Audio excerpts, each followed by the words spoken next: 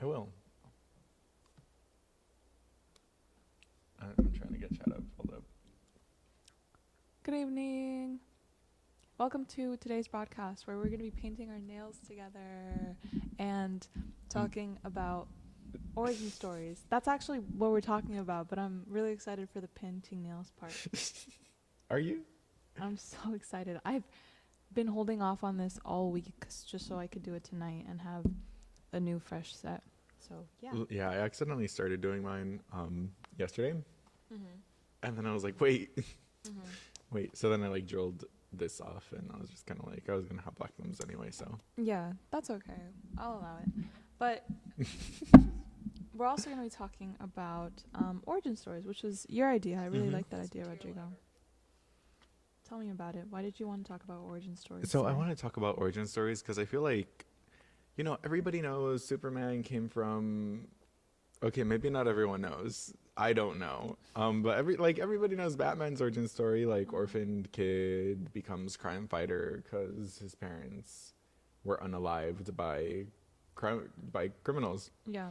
But I feel like often artists' origin stories are overlooked. Like A-list celebrities or like Viola Davis, she before she like got her big break, she was working at a potato chip factory.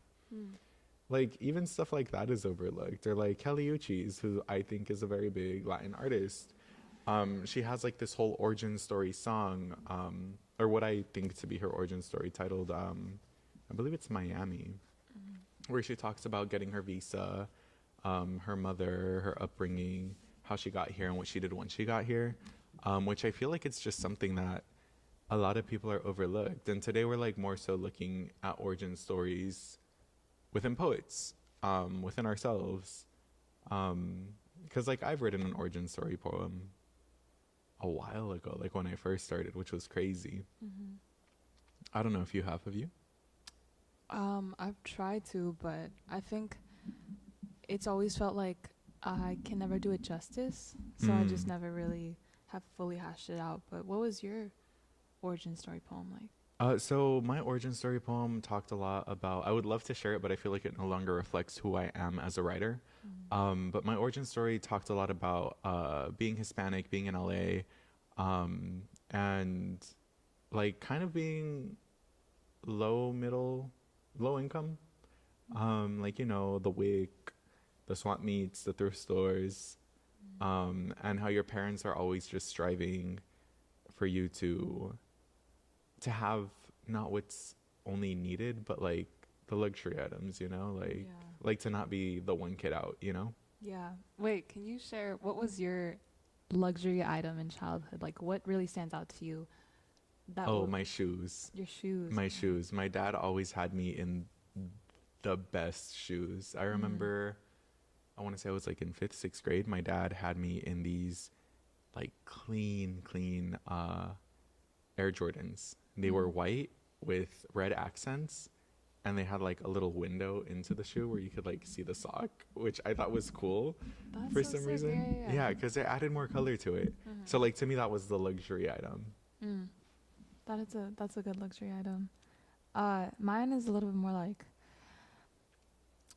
materialistic, I guess, because my dad was always really into like interesting, quirky vehicles. So when we were little, one of the things that he got us, like I remember us getting bikes, and then I remember us the day that we were in the store and we were looking at these like motorized mopeds, and there was a Hello Kitty one. I loved that Hello Kitty moped. It was like a fuchsia purple with like the Hello Kitty decal on it.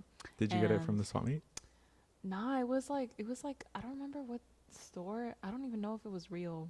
Cause like it almost seems like the memory is a dream of me like remembering so clearly these mopeds that were lined up, and then the cute like girl ones were like lavender and pink, and the Hello Kitty one just really caught my attention, and the seat was like big and you could like ride it like it was a little Vespa. It was really cute. That's cute. And I had a lot of play times with friends on that moped. I like that that's your luxury item. It's so cute. It was a really, really cute item. But yeah, I have no idea what happened to it.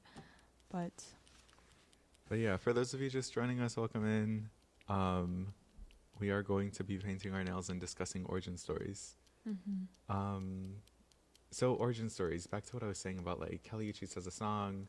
Some people's origin stories are just unwritten, or not really talked about. Right. But then like Jessica Salgado, I feel like she doesn't explicitly have like, you know, a poem titled origin story. Like, you Mm-hmm. know, like it's explicit in that sense.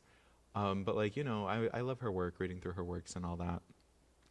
I feel, in my opinion, I feel as if her book Corazon is her origin story. Cause you know, like that book's all about like, you know, just love and finding love in a bazillion different odd places, within yourself, within others, within family, friends, just groups and all of that, you know? Yeah. Um, and I feel like what better origin story to have than one that's made from love, Mm-hmm. you know? I really like, especially that Jessica's poetry always reflects those themes. Uh-huh. I mean, she's the poet that my best friends are absolutely in love with, and she's also one that I think reflects a lot of our identity and what we Mm-hmm. as Latinos living in Los Angeles, because so many of her poems are also love letters to LA. So it's been really easy to identify with her work, and to see her poems like reposted and adored. Yeah, I definitely see where that origin of love is coming from, and I always like how it's expressed with like love for her family, despite any, because despite any sort of grit of toxicity of Uh-huh. hardship, it's like there's still an appreciation for what was sacrificed, which was really beautiful to read. I have Tesoro. I don't think I've read Corazon yet, but I think those themes are also really present Mm-hmm. in Tesoro. Yeah, I feel like that's just a very common and large theme within our community. Mm-hmm. Um, because I'm gonna be honest with you, like having a very good and maintained healthy relationship with your parents is so hard. Yeah. It's hard in general, It's hard in general, yeah. but like being first gen, being immigrants, like it's always thrown in your face, like we made these sacrifices for you and yada yada yada. And I'm like, yeah, I'm not denying that, but also let's cool it a little bit respectfully, with so much love and respect. Let's take it down a notch. I mean, there's also just a big bridge in gap of how we communicate, and I've Mm-hmm. found that that's been one of the biggest difficulties. There is the difference of generational communication and Mm-hmm. like cultural communication, and just like having to understand that and almost like in a sense be the bigger person sometimes of like empathizing with where they're coming from, I think is a very essential thing to keep not only the peace but also maintain. Wait, Blake, before you go, do you want apples? You're good? Okay. I just want to make sure. Bye. Have a good Take night. care. It was very important because we cut extra apples for him. Okay. It's just communication has always been one of the biggest things. Even when I think parents have, and this is in general, like skewed ideals, or they're very set. It's very common for parents to be Mm-hmm. hard set in their ways of traditionalism from their countries and the way that they were brought up. But just the way that things are now communicated, it's like they can escalate so easily. But then there's also that appreciation and empathy for why that is, where I Mm-hmm. have to take a step back and understand this is why my mother is the way that she is. This is why my father is the way that he is.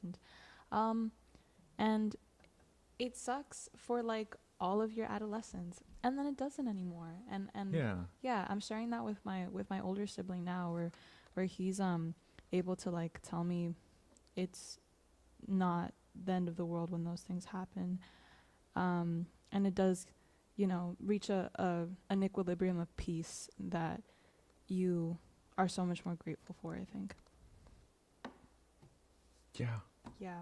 This has happened very recently, so this is why it's so topical. But I mean, that also has to do It's with like, crazy. Yeah. It has to do with our origin, their origin. Because, yes. like, unfortunately, I am the way that I am because of how my parents raised me. Mhm. Um, and I did not come to the realization of understanding or wanting to until they were able to communicate their origins with me, to just kind of be like, like this is my story. This is what I'm going to share with you, and you can perceive it and understand and see, oh, this is why I raised you the way that I raised you. Mhm.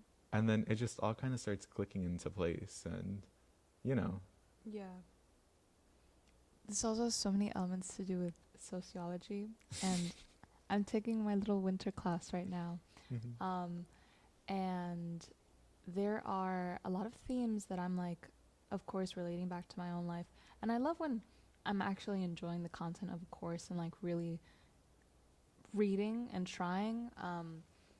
But yeah, it's the generational differences, the differences of like what their experiences were growing up, whatever world they lived through that was completely different from ours. Because then I'll also point that out. I'll be like, hey guys, I am an American girl living in an American world, and like, there's just like you get it or you don't get it, and I also don't get you. So sometimes we just gotta meet in the middle, and that's a little hard right now, especially when you are on the brink of youth and naivety and some semblance of responsibility and adulthood, because you're like there but you're not there.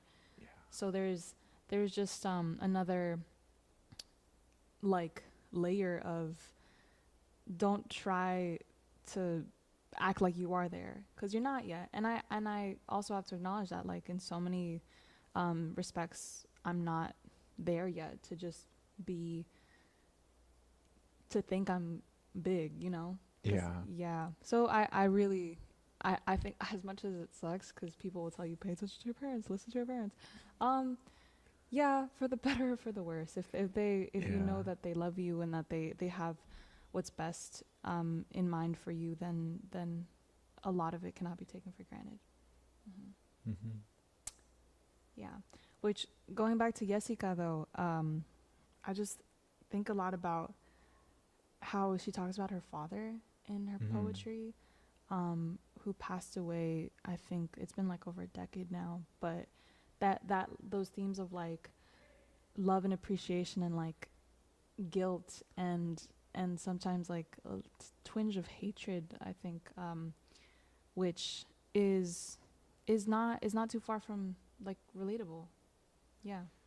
Yeah, not at all. Like I told you, you don't really start learning about your parents' origin stories until you're older, which I think is insane in my opinion, because the more we communicate, the better we understand each other. Mhm. And I grew up sharing that same sort of emotions to my father.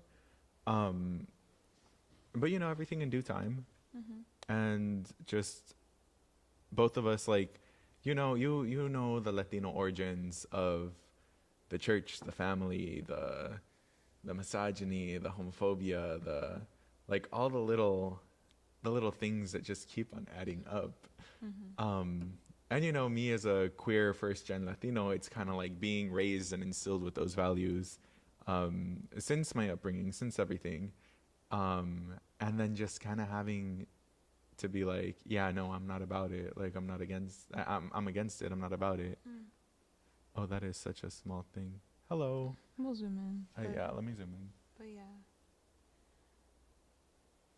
Hi, Oh, exotic exotic terrain. terrain. How are you? It's been such a long time. But yeah. Oh my God. I just need to talk about the nail setup because Okay. also I dropped my little apple. Okay. I have taken the nail polish off. Uh huh. I have my nail polish pot. Really recommend those. Really recommend those. All I can say. Okay. And I'm gonna do like a pinky a pinky pink today. This is my pinky pink. This is my pinky pink polish with a shiny top coat. This isn't the top coat, but it's just a shiny. Do you see the glitter holographic glitter in there? Yeah, and it's hollow. If you know what that is, shout out to you. And you actually get to choose for me. I can do this glitter or this shimmer. Do you see the pinks in I there? do see the pinks in there. So I think I'm gonna do this first, and then you can. I kind of like this because there's greens and blues and yellows in it. Oh, okay. We'll see.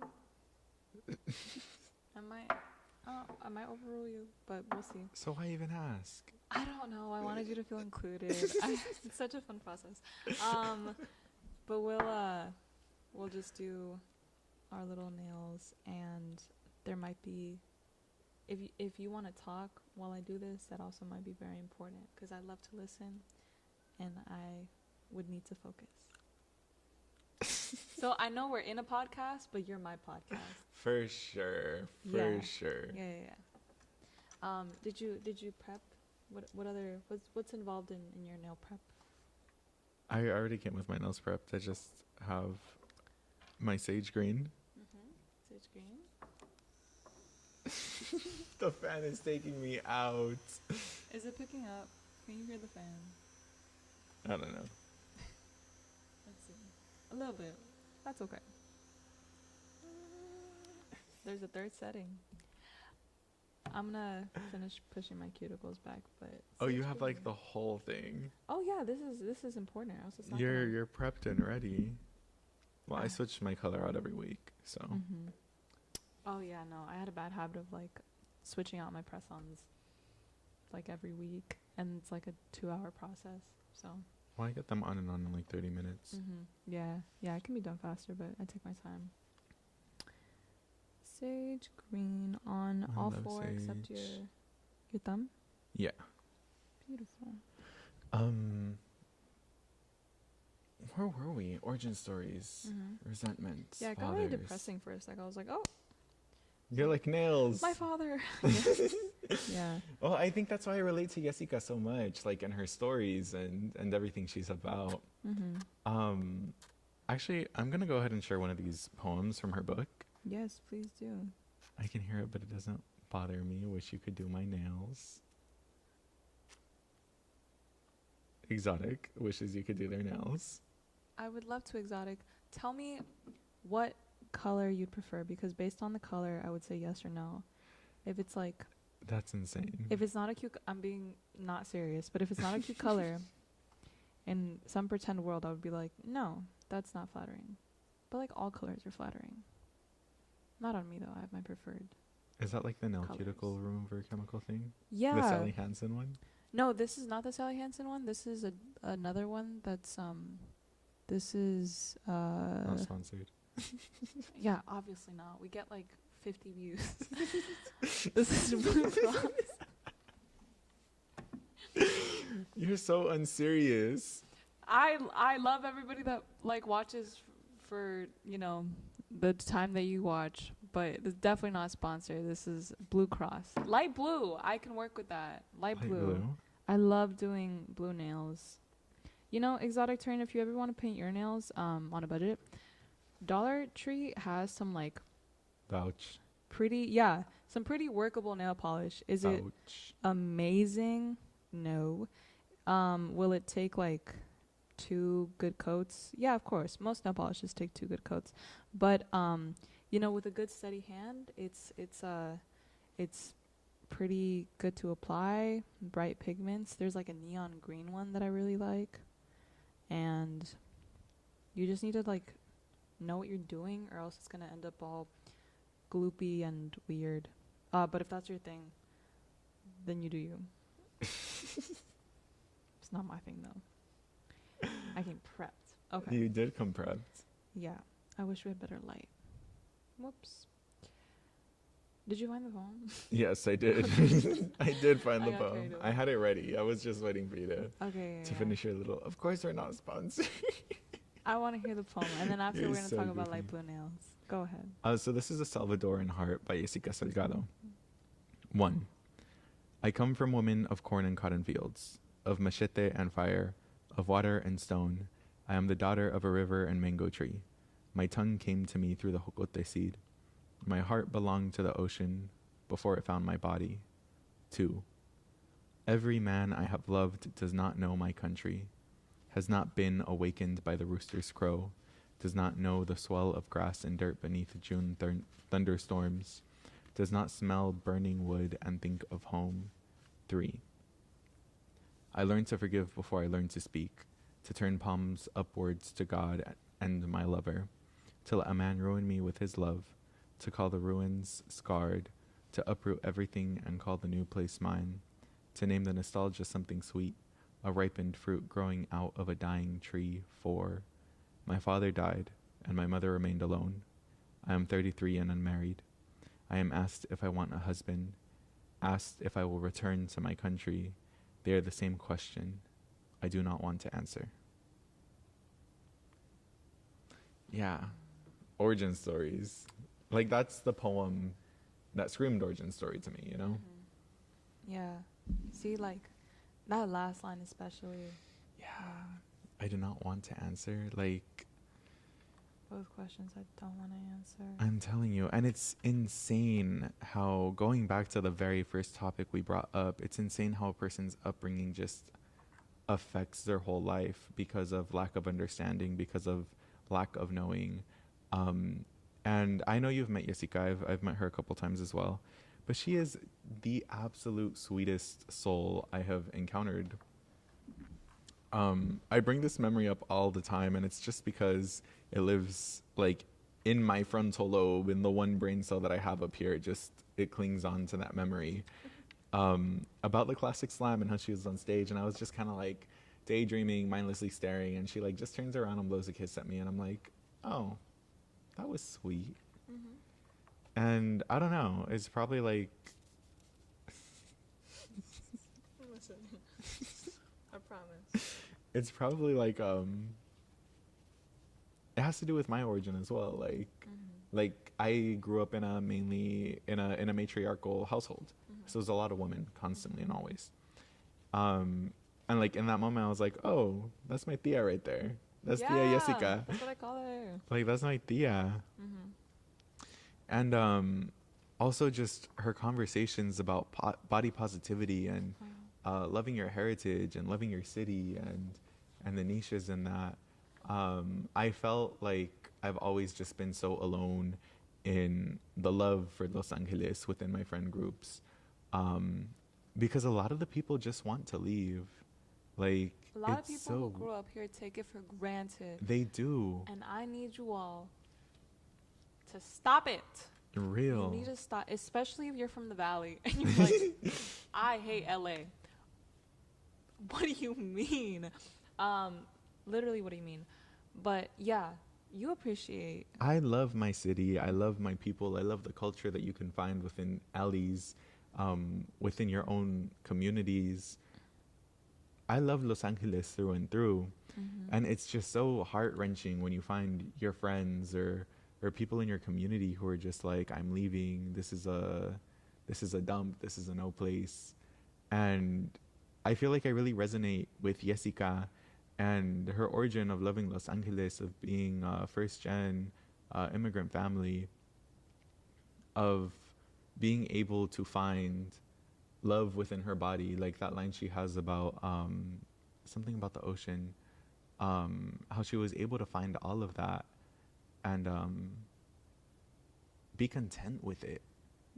Because I feel like I hate saying I'm a former fat person, but I was big-bodied, and I feel like it took so much of my life, so many years of my life, learning how to love myself and learning how to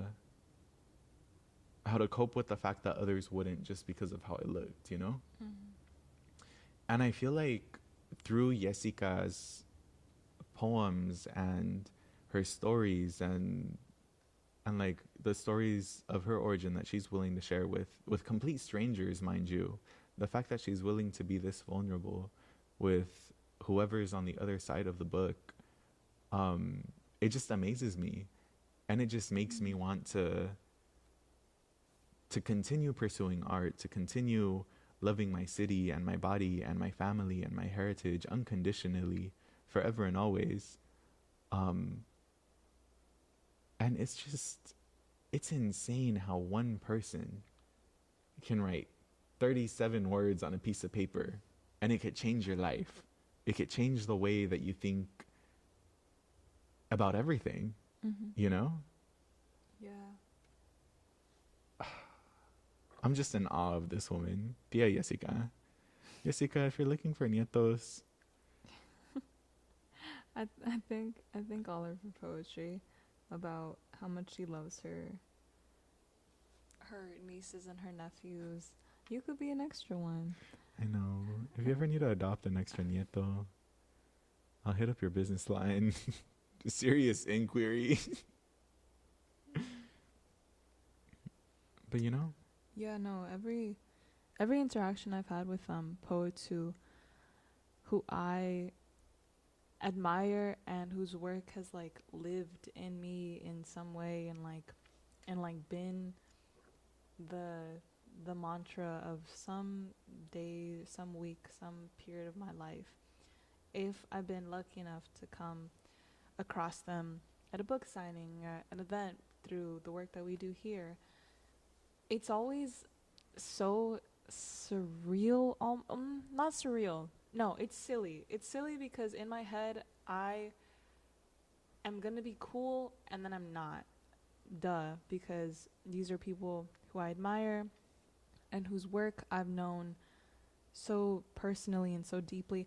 And it's all book signings, number one, are always so awkward because like you just know so much about them. Like, how do I know where your family is from and your first experiences with like kissing?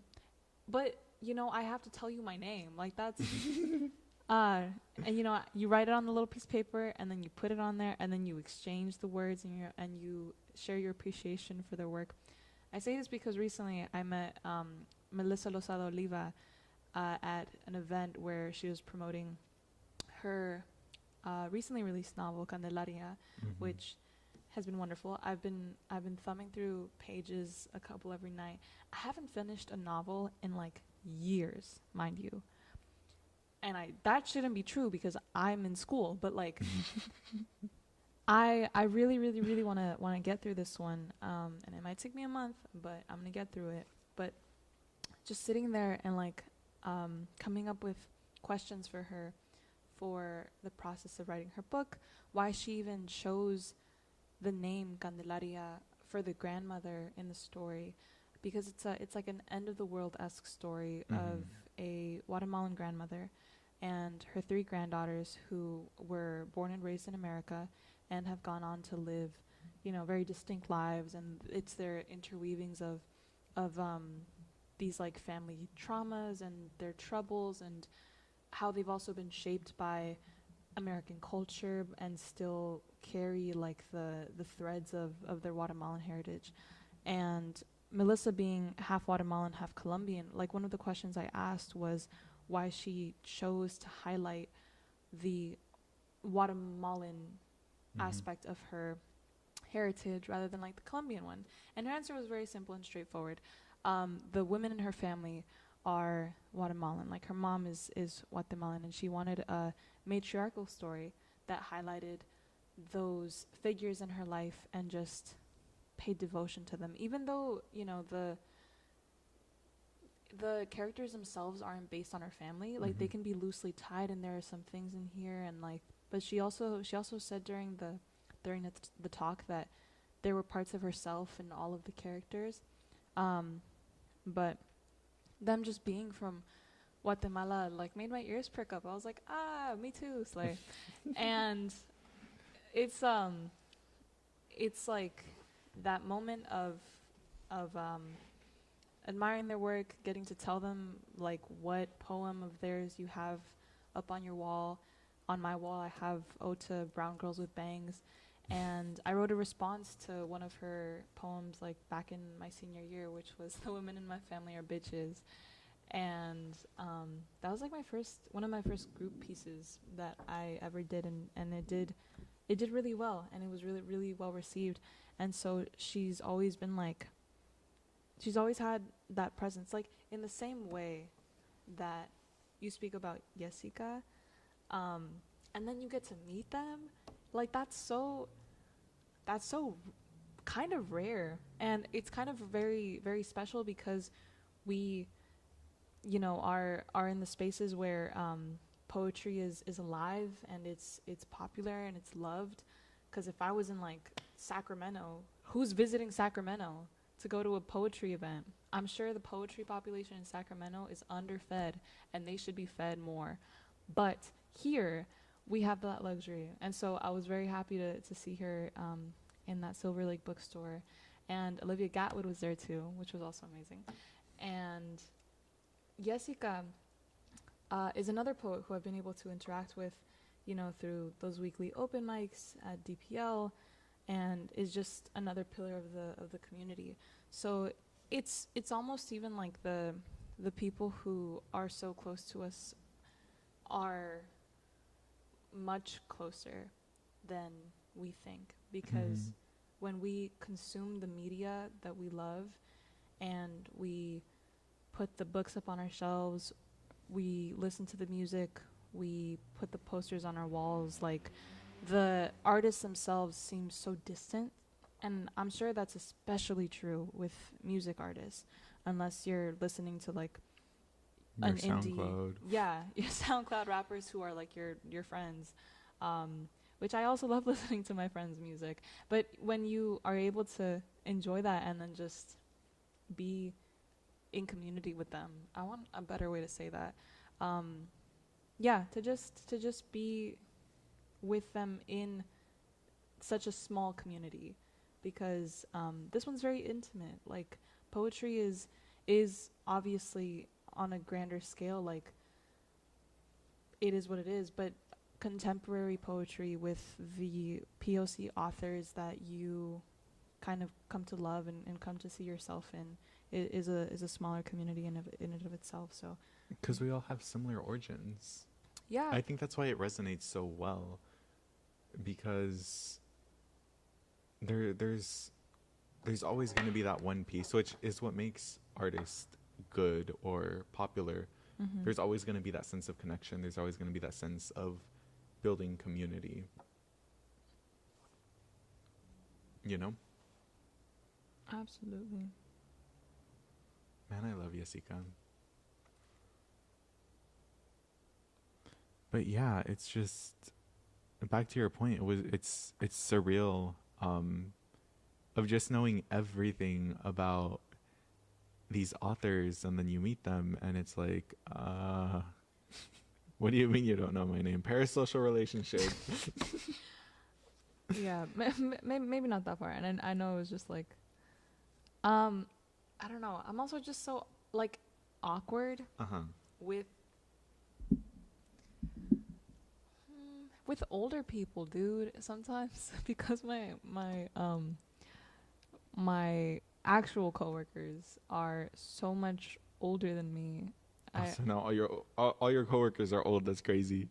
See, I said actual though, because you're like, I'm you're technically a coworker, but like, not really. I'm clipping that and sending that to all your coworkers, by the way. All my coworkers are old. They're older than me.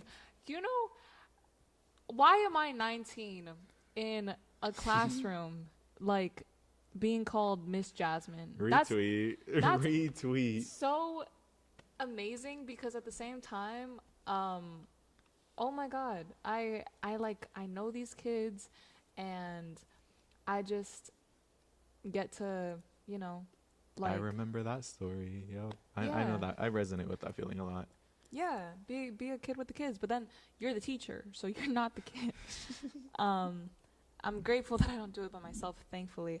But no, why am I talking about age? What were we talking about? You get awkward at these book signings. Yeah. Because okay, in my head, I'm like, I can handle myself, in a mature crowd, and I know how to have conversation, and I know how to banter and everything. But as soon as I get up to that table, and as soon as I introduce myself, Game over. I forget every single thing that I like about this person, or that I rehearsed in my head in line, or that I wanted to tell them before I left. Because I'm also thinking about the person behind me and how I don't want to take up too much time because they also want to meet them, and how there's a whole line. And, you know, that's a great question, Exotic Terrain. Why do old people make you feel awkward? Yeah, let me rephrase. I think that it's just when I meet the people, the artists that I admire, and there's that awkward interaction because you're a fan of theirs and you don't know how to express that. Parasocial relationships. Yeah, a parasocial relationship, because you just their work so closely, and then you just don't know what to say to somebody whose work has like meant so much to you. I might have just misspoke, but definitely not older people making me feel awkward, just me thinking that I won't be awkward because I'm good with like all sorts of situations. My situations of being a teacher, Rodrigo, I am so good at getting these kids to waterfall. Do you remember doing that? They would clap, and then you have to. This is more of like an elementary kid. I teach fifth graders, but like you like clap, and then they clap back, the same rhythm. It's a wonderful thing. I don't know why they didn't do that with you, but it was just eyes on me consistently and always. Oh yeah, no. Oh, that was a good one too. But I do that. It's also just fun to talk with them. So I feel like being in a classroom has made me feel more like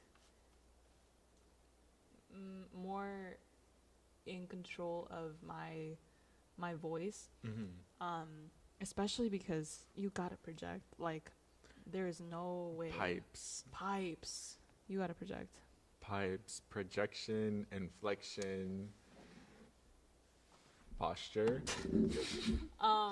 Projection, inflection. Yeah, posture. Yeah, I know maybe. it's posture. Is it posture? You're it's the posture. teacher. I don't teach pipe. Wait, I should be teaching You pipes. should be teaching pipes. We haven't gotten there yet. Posture. Eye contact stance. But how can it be posture if stance is projection, inflection, pacing. Pipes. Projection, Pipes. inflection, pacing, eye contact, stance. There we go. I forgot how to misspell pipes for a second. It's not an age thing then. It's that you respect them and you're afraid they won't respect you. Yeah. That makes sense.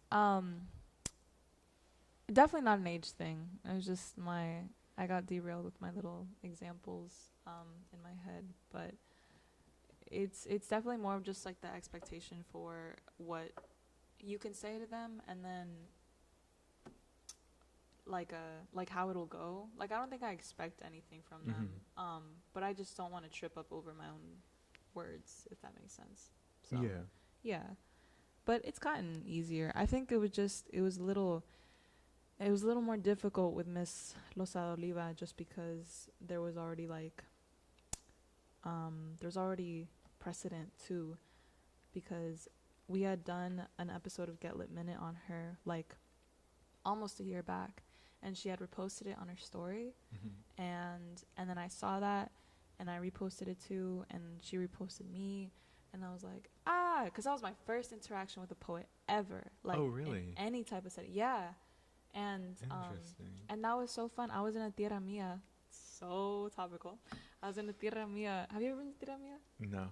It's a coffee shop, Rodrigo. But it's a chain. It's a chain. Yeah. I will take you. But they're family owned. Okay, I'll consider it. They're family owned. And I was in a Tierra Mia having my little latte, and then I saw that and I got very, very giddy. Very giddy. I'm older and defensive. I'm older and defensive. Yeah, I don't. To be fair, though, we are like teenagers. We are teenagers. It's very, very important to not be ageist. Do you know who says that? Raul. Yeah. It just felt Raul coded. Yeah. Yeah. The way I can clock them is crazy.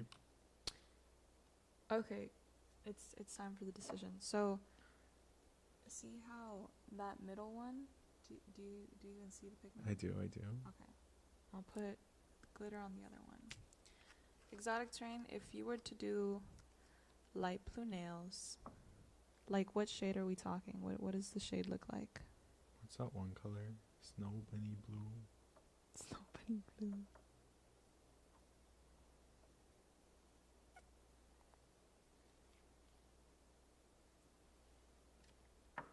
I think you're gonna like this one so much more. This and this. Mm-hmm. Like this. Okay. Yeah. So now that we're done dissecting Jessica, well, done for now, Mm-hmm. dissecting Jessica's origins and how it affects us. What are your origins? Like, what's your origin story poem, I guess? Like, if you were to write a book right now. Right now. Yeah. Like, you just say the themes and the poems will magically be born from your head. Mm. Dr. Terrain says a very pale blue, almost white. Ooh, that's a good one. I have a polish like that at home, but it's not a good formula, so I don't really wear it. But maybe that's Snow Bunny Blue. Maybe. What is Snow Bunny Blue? I don't know. It's like Fluffy Bunny or something. I don't know what it's called. And it's funny because I'm my sister's personal nail tech. But if you were to write like your book of origin, your origin poem, what topics would you talk about? I would talk about Guatemala. And how I've never been there. You know, I put this in an application of like traveling for some school related trip, and it was to another Central American country. And I remember writing, I've never stepped foot on that land. I've never taken in the air. I don't know what it smells like. I don't know how crisp it is. But right now, I'm at point A. And point A is where I don't know what that looks like. And point B is the day in which I do. Ooh. But also, Bars. I low-key, high-key lifted that from, inspired by Sarah Kay's beautiful poem, B. It's just B. That's what it's titled. She had Low key, high key. low-key, high-key. The idea was, because the starting lines of her poems were, if I should have a daughter, she will call me Point B, because Ooh. if anything happens, she knows that she can always make her way to me. I'm paraphrasing, but it was something like that. And that was like, I think probably the first spoken word video I'd ever seen. So her performing that really, really stuck with me. You want to know what's funny? My very first spoken word performance ever seen was Phil K. Yeah. Do you remember what poem it was? I don't. It's such a distant memory to me. It was so many years ago. Yeah. But I think that's crazy to me. That is very, very, very funny. Two other poets that I've also gotten to meet at like a book thing. And that was a very sweet moment. But yeah, that line, I guess that would be the theme opener for my own. Like the mood book. setter. The mood setter, yeah. Like the story itself hasn't even happened yet. So right now it's all speculative, and we're talking about the reality in which one day it will. So that's my first one. What's yours? Probably like a revised version of the original one. Because I like the first poem, I would love for it to be like a synopsis, I guess, a synopsis almost. So instead of like having a synopsis section of the book, it would just be a poem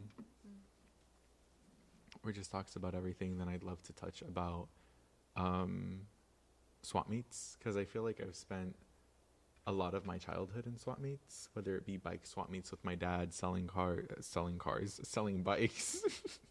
It's because my dad used to also sell cars. Mm-hmm. Um, Selling bikes and those memories to like just the Byland swap meet. That's a little too far out for you to have been, huh? The which one? Byland? Violent, yeah, A definitely. little too far out. I don't know where Just that to is. that swap meet and playing with like the chispas, the little crackers that you throw on the floor and they go pop pop. The snaps. I don't know Mm-hmm. what they're called in English. I think they're called poppets. Oh, the poppets. Yeah. Like throwing the poppets at my sisters and throwing them at each other and cracking them in your fingers.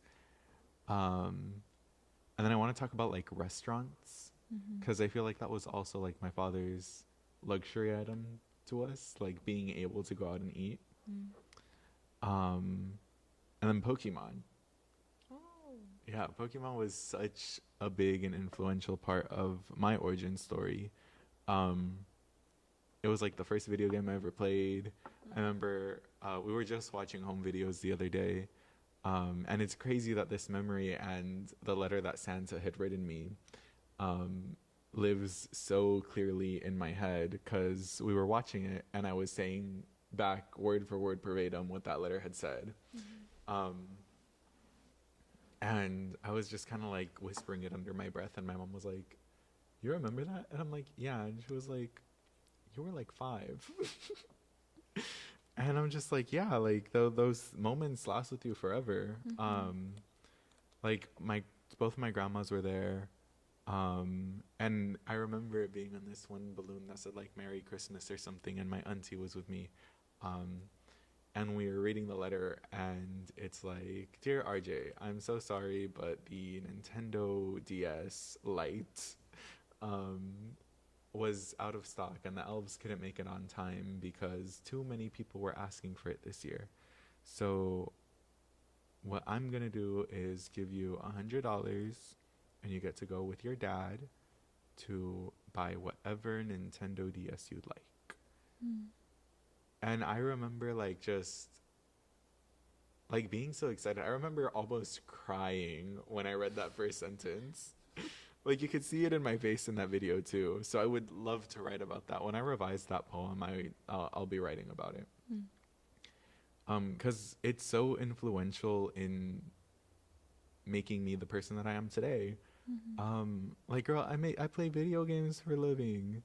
Like that's what I be doing for Yeah. funsies and for work now. Like that's crazy for to me. Um, and just kind of like talking about how your parents help you find, you'll think you'll never forget, but you will. Yeah. I have a whole bunch of home videos. So these memories are actually in the form of a video that I get to just revisit whenever I'd like, which I love. That's really sweet. Yeah. I'm so glad that my dad's gift to my mother was a camcorder, Mm. because they're all like in these little mini VHSs. Mm. Um, but yeah, like that DS was such an influential part of my upbringing. To like, did you have a DS? I did, yeah. Yeah, so you know PictoChat, right? Yeah, yeah. So like the PictoChat with your cousins at the family events.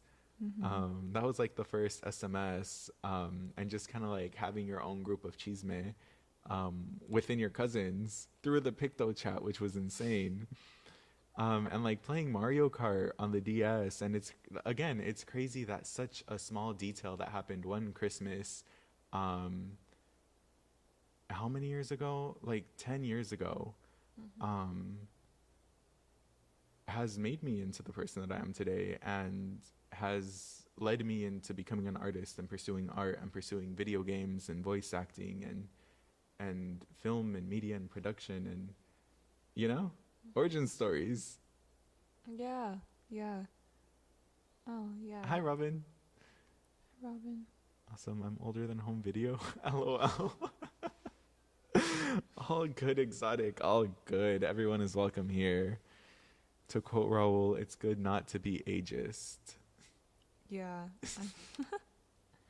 I love that man. maybe it's a misquote, but Maybe it is, but he's probably said something he like probably that. has said.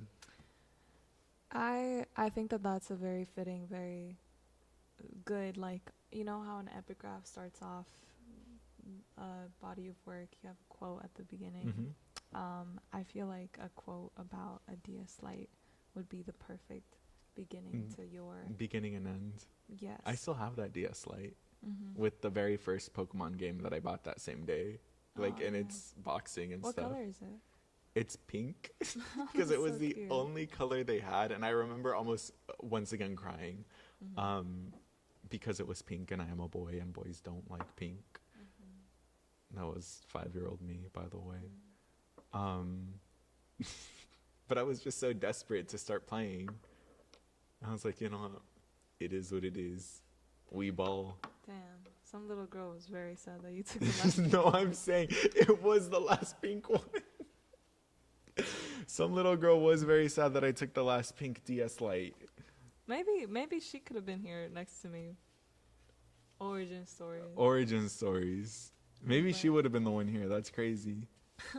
Speaking of pink, I'm done with this hand. I did not do this one because I'm gonna need some light and a magnifying glass. But And 5 more hours. in like a good maybe 15 minutes. Because it's just regular nail polish. But how did yours turn out? Oh, they turned out good. Yeah, those are lovely. And I think I'm gonna add stickers and gold and silver to them later. okay, that's awesome. I'm also growing mine out, so I'm very happy that this hand is protected. This hand is not protected, but we'll deal with that later. I feel like this was a very good topic for today. So thank you. It was. introducing it. And Exotic, thank you for hanging out in the chat with us. And Robin, hello as well if you're still around. Yeah, thank you guys for popping in. It means the world. Yes, we really appreciate the engagement and just the comments and any interaction that we get to hop onto and talk to. So thank you for being with us. As always, or not as always, it varies, but we're here Mondays usually unless it's a holiday or something happens to either one of us. Yeah, yeah. LA, it almost didn't happen today. Rain in LA is atrocious. Yes. I was telling Jasmine I saw a car accident happen at the gas station where no one is moving faster than 1 mile an hour, but you know. It happens. I thought I almost forgot my keys, but I didn't. I had them, thankfully. So we will see you next week around 6, 7. You'll get the notification, hopefully. And thank you so much for stopping by and listening. Thank you. Have- See